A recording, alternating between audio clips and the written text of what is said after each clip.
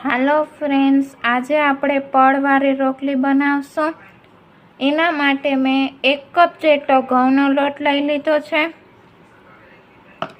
હવે આપણે 5 ટીસ્પૂન જેટલું મીઠું, 2 ટીસ્પૂન જેટલું તેલ, આમાં મોળનું પ્રમાણ જરાક વધારે રાખવાનું, તો એનાથી સ્વાદ અને રોટલી પણ બહુ જ સરસ થશે। હવે આપણે બધું જ મિક્સ કરી લઈશું। હવે મેં ગરમ પાણી લઈ લીધું છે, પણ નવશેકું ગરમ પાણી લેવાનું, તેનાથી આપણી રોટલી એકદમ સોફ્ટ બનશે।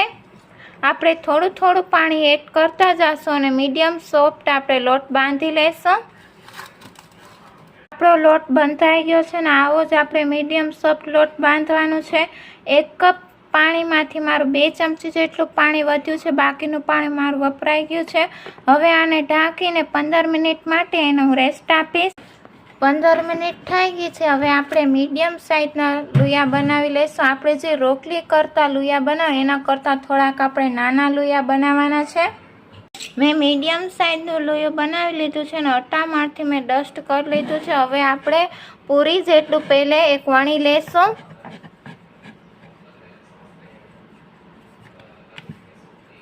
એક આવી રીતે મેં પૂરી જેટલી વણી લીધી છે। આવી જ રીતે હું બીજી પણ પૂરી જેટલી વણી લઈશ। બીજી પણ મેં પૂરી જેટલું વણી લીધું છે। હવે આપણે 1 ટીસ્પૂન જેટલું એના ઉપર કિનારી ઉપર અને બધી જગ્યાએ તેલ લગાવી લઈશું। આપણે તેલ બધી જગ્યાએ લગાવી લીધું છે। હવે આપણે અટામણ છન્નીથી છાનશું। હવે એના ઉપર હું બીજી રોટલી રાખીશ પૂરી જેટલી। હવે આપણે વણી લેશું મીડિયમ સાઇઝની। મીડિયમ સાઇઝની મેં વણી લીધી છે, બહુ પતલીની અને બહુ જાડીની। મીડિયમ સાઇઝની મેં વણી લીધી છે। આ રીતે હું પહેલા બધી જ વણી લઈ। હવે મેં રોટલીનો તવો ગરમ કરવા મૂકી દીધો છે, એના ઉપર આપણે રોટલી મૂકી દીધી છે। એક બાજુ આપણી થોડીક થઈ ગઈ છે એટલે આપણે ઉથલાવી લઈશું।